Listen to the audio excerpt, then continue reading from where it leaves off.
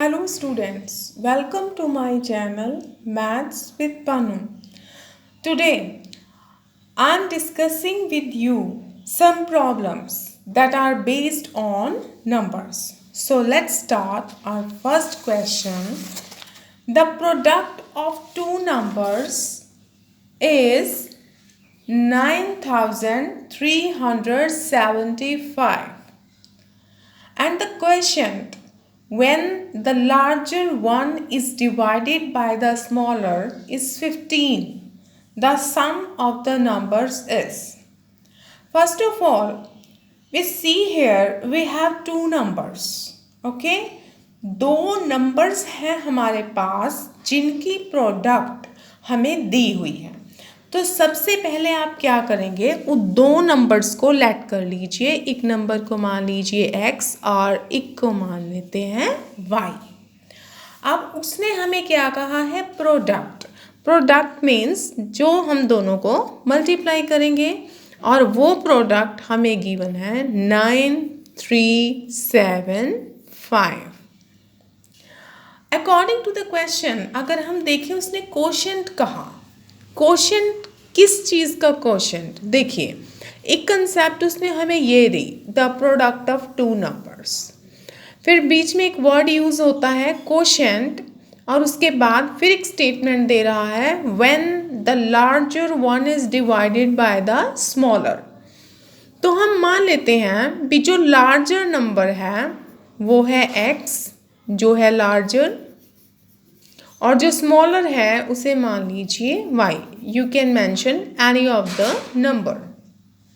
अब जो स्मॉलर है, अब उसने सेकेंड स्टेटमेंट में क्या कहा था कि जो लार्जर है जब हम उसे स्मॉलर से डिवाइड करते हैं तो हमारे पास आ जाता है 15। Okay, in this way we have two conditions and this is your first and this is your second condition. अब उसने क्वेश्चन में हमें कहा है कोशेंट, मतलब इन दोनों कंडीशंस का कोशेंट लेना है हमें। तो हमें क्या करना होगा, x y अपॉन कोशेंट का मतलब क्या होता है कि आपने इस स्टेटमेंट को न्यूमरेटर की फॉर्म में लिखना है और सेकेंड वन को डिनोमिनेटर की फॉर्म में। इन this way you can write also in the right side the digits put in fraction. Okay, in this वे आप इसे राइट डाउन कर सकते हैं। उसके बाद आपने क्या करना है, आप देख रहे हो न्यूमरेटर में x है, डिनोमिनेटर में x है, so you can cancel it. And जो y है हमारे पास यहाँ हो जाएगा, देखिए 1/y, क्योंकि हमें ज़्यादा टाइम पेपर में नहीं लगाना है। याद रखिए आपको 1 मिनट भी मुश्किल से मिलेगा, तो हमें ज़्यादा सब्जेक्टिवली नहीं सोचना है। जैसे यहाँ 1 है तो आप इसे रेसिप्रोकल कर दीजिए फटाफट। तो हमें यहाँ करना होगा इंटू वाई अपॉन 1 लिखिए या ना लिखिए। उसके बाद हमें इस नंबर को एज ए डिविडेंड रखना है और 15 के साथ इसे मल्टीप्लाई कर देना है। तो देखते हैं कि मल्टीप्लाई करके हमारे पास क्या आता है। ऊपर से उतार लीजिए 7, फिर ये जाएगा 2 पर 30 एंड फिर अगर हम 5 को लेते हैं तो ये जाता है 5 पर। तो जो हमारा आंसर है वो हमारे पास आ गया 625। ओके, अब y इंटू वाई हमारे पास हो जाता है y square. And you know very well कि हमें स्क्वेयर कैसे सॉल्व करना है। कई बार तो हम स्क्वेयर रूट ले लेते हैं। अगर आपको स्क्वेयर रूट लेने में कोई प्रॉब्लम आती है तो आप मत लीजिए, आप सिंपल फैक्टर बनाइए। ऐसे जैसे आप 5 के साथ डिवाइड करते हैं, फिर आप 5 के साथ डिवाइड कर दीजिए, फिर आप 5 के साथ डिवाइड कर दीजिए अप टू 1 तक। अब देखिए पेयर बनाते हैं हम, एक पेयर ये बन गया और एक ये बन गया।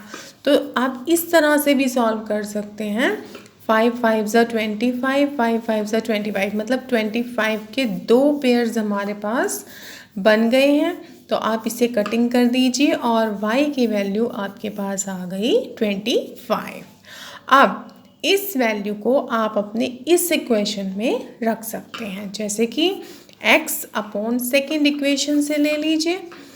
From second and x upon y की वैल्यू आपके पास आ गई है 25, तो आप इसे मल्टीप्लाई कर दीजिए 25 मल्टीप्लाई 15 एंड जो आपके पास आंसर आ जाएगा मल्टीप्लाई करके वो आ जाएगा 375।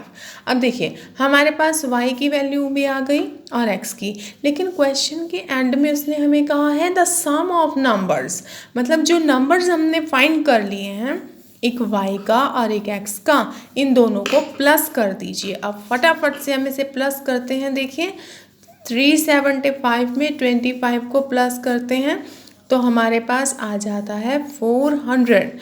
तो मीन्स जो अपना आंसर होगा हमारे पास यहाँ पर वो होगा 400। Sorry I can't right here.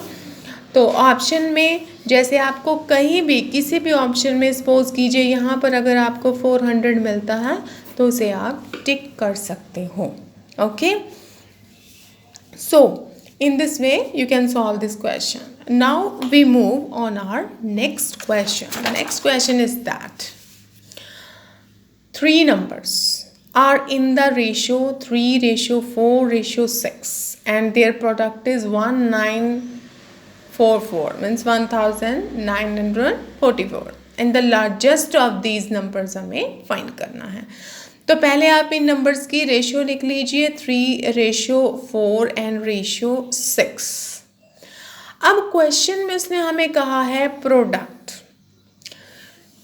इन तीनों की करने हैं। हमें पता लग गया कि वो इसके बराबर है, ठीक है, पर उनके साथ कोई एक नंबर ले लीजिए x like 3x 4x 6x और इन सब की जो प्रोडक्ट है वो हमने ले ली 1944। अब हम इन्हें मल्टीप्लाई करते हैं। देखिए 3 4 हो गया 12 एंड 12 6 हो गया 72। हमने कॉन्स्टेंट्स मल्टीप्लाई कर लिए। अब वेरिएबल्स मल्टीप्लाई कर लीजिए, इनकी पावर ऐड हो जाएगी। जैसे x की पावर है 1 फिर 1 फिर 1 और जब हम तीनों को ऐड करते हैं तो हमारे पास आ गया 3। अब हमें क्या करना होगा, जो ये 72 है ये राइट साइड में जाएगा और राइट साइड में जाने के बाद इसे आप डिवाइड कर दीजिए। डिवाइड करने के बाद आप देख सकते हो कि जो आपका आंसर आएगा, जो भी आपका आंसर आता है लाइक 27 अगर आपके पास आता है तो इसके भी आप फैक्टर्स बना सकते हैं। जैसे मैंने आपको बताया कि यहाँ आपको क्यूब रूट या स्क्वायर रूट सॉल्व नहीं करना पड़ेगा। 3⁻³ और x फिर आप 3 ये कैंसिल कर दीजिए cube from the both sides and you get x = 3। अब उसने क्वेश्चन में हमें क्या कहा है, the largest of these numbers. अब लार्जेस्ट नंबर क्या था हमारे पास, 3x, 3 नंबर्स थे ना, 4x 6x। मैंने आपको अपनी पहली वीडियो में भी क्वेश्चन में बताया था कि अगर उसने आपसे लार्जेस्ट पूछा है तो आप जस्ट इसमें फिल कर दीजिए क्योंकि यही सबसे लार्जेस्ट है और जो हमारा आंसर आ जाएगा 18। देखिए आपके ऑप्शन में 18 है, सी पार्ट में है तो यहाँ पर आप टिक लगा सकते हैं। अगर उसने मिडल नंबर फाइंड करने के लिए कहा है तो 4x में लिख दीजिए। स्मॉलेस्ट नंबर फाइंड करने के लिए कहा है तो 3x में रख दीजिए, ठीक है। कई बार वो आपसे तीनों ही नंबर्स फाइंड करने के लिए पूछ सकता है तो x की वैल्यू इन तीनों में भी आप रख सकते हो। In this way, you can find the solution of these questions. We will discuss next questions in my next videos. Thank you.